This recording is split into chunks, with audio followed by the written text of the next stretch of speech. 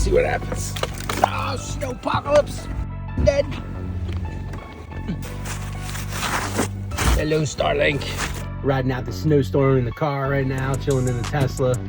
Just using the new Starlink, got it connected. I am just running it right from the back window. You'll see that it's just sitting on the ledge. I cleared some snow off the window.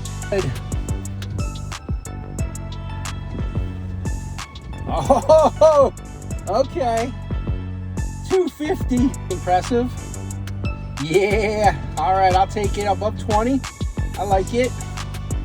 Now, this is a full-on blizzard. This is snow's coming down like an inch an hour right now, so I'm sure that's not helping matters, but still, that is solid. If I was stranded in the woods in the middle of nowhere and I had my Tesla and a full charge, probably could camp out for a couple days.